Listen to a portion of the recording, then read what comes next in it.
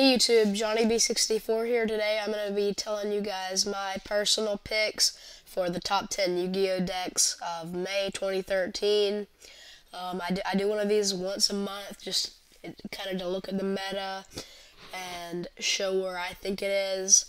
I base this off of YCS tops, regional tops, my own personal opinion on Dueling Network, and stuff like that. Now this is going to be ECG only, and it's towards the beginning of May, so Lord of the Tachyon Galaxy is not out in this list.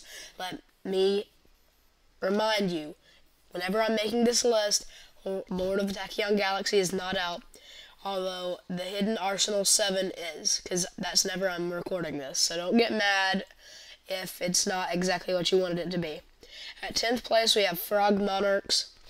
I really think that Frog Monarchs are a really good deck, just due to the amount of advantage that they can keep on making each turn, bringing back Treeborn Frog, sacking it for Caius, banishing one, then doing the same thing over and over next turn. The deck's really hard to OTK against because you can always just drop a Battle Fader, and because it plays little to no back row, you're going to have Gorz and Tragodias in your hand, so it's going to be super hard to come back from like a Gorz drop or something like that. The deck is also really consistent through, like, it almost has its own Stratos through Swap Frog. It's a really good deck, and I think it is trending upwards in the format. It really doesn't have any bad matchups. Evil Swarm is not a problem because it doesn't special summon any big monsters, except for Trag and Gorz. It normal summons big monsters, which is really neat. Also, LAD is also able to provide so much lockdown. It's a really good deck. Number 9, we have Dino Rabbit. I really think, I mean, it's going down, but right now I think it's about the 9th best deck. It still can lock down your opponent with Lagi and Dolka and set 5 back row. It still has great first turn plays, but it's also starting to be less and less consistent, and it's just less and less effective and stuff too. I really think it's still a good deck, but it's just not the way it used to be towards the beginning of the format, last format, the format before that. It's just trending downward, and I don't think it's going to be as good coming up soon. It's still a good deck, though. I can't say that I've ever won a duel whenever my opponent goes to Lagi as set 4. It's just super hard to come back from, and then whenever I do, they either have Valor, or next turn they have a Tour Guide to get a Leviator, to get a Dolka. It's just a really good deck. 8 is Six Samurai. I really like Six Samurais. I know that whenever the format first started, I didn't put them on, but I just realized how effective they are against decks like E-Hero, Prophecy, all these other good decks, and they can just completely lock it down through Naturia Beast, Barkion, Shein, Landoys. They can make Synchros nutty, and then there's starting to be a really good Xyz deck too, like Windups were, and Windups are not on this list. I just have not seen them top recently. That is what I'm making this list off of, the tops and everything, but Six Sams definitely are good. Just a first turn ability. The only problem with them is why they're not higher is if you are able to get them off their pace for like a split second, they don't have any plays from there on. Number 7 is Geargia, and number 6 is Karakuri. Just let me talk about those together because I see them play separately, I see them play together. I just kind of wanted to give them 2 places.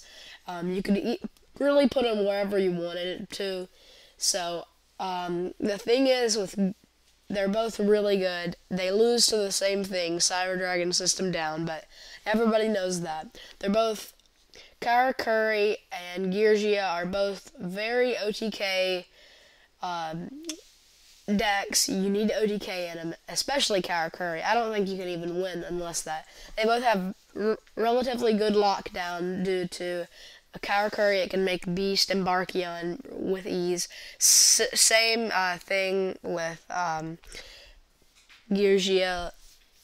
Geargia have great first turn plays through setting armor, setting some back row pass. They both struggle against Thunder King because Karakuri can't synchro and Geargia can't search, which is kind of their critical thing. So I'll give them 6th and 7th. Hero Beat is number 5 on my list. I know it could probably be lower, but you see a lot of decks down in Mexico and Costa Rica, South America. It's a really big deck. I know I said I wasn't going to use the OCG, but the OCG does play it a lot, and they do very well with it. It's a really good deck. The engine is very consistent. It has very good matchups. It only really loses against Dark World, but that's not a heavily played deck anymore. So I really think it's a really good deck. It has amazing search, amazing defense, amazing offense, amazing top decks through Miracle Fusion, great standalone monsters through Neosalius, Stratos, Thunder King Ryo, Doom Caliber Knight. It can stand up by itself, and it doesn't need other decks to help it and other cards to help it. It's really good, really consistent. Makes great XCs. Has a whole toolbox of XCs that most decks don't even have.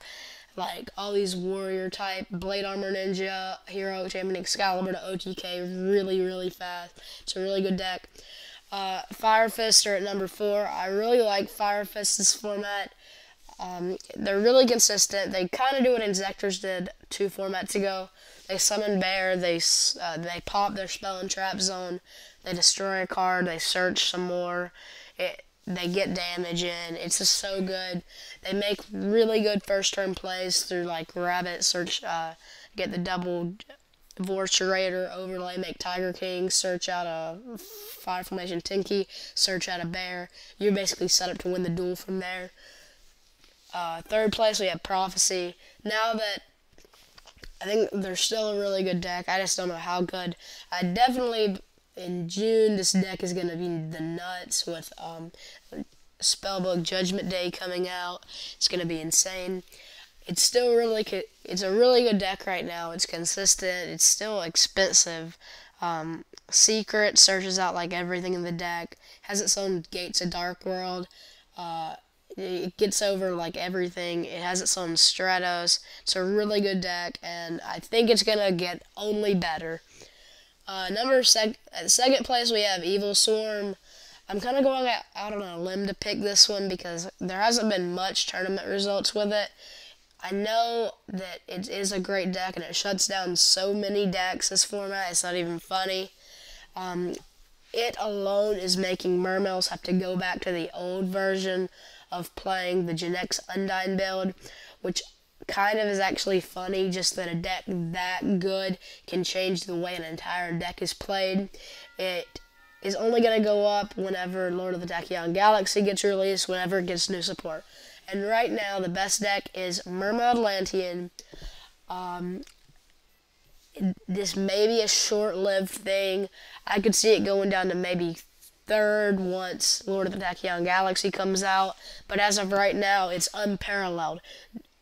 It took 20 spots of the top 32 at YCS Lille, and I believe it's Italy. It could have been Germany. I'm not sure. I think it's Lille in Italy. Whenever a deck is that dominant, you know it is so much better than the other competition. I hope you guys enjoyed this video. If you enjoyed this, please like, subscribe. If you disagree, please politely comment. See you guys later. Bye.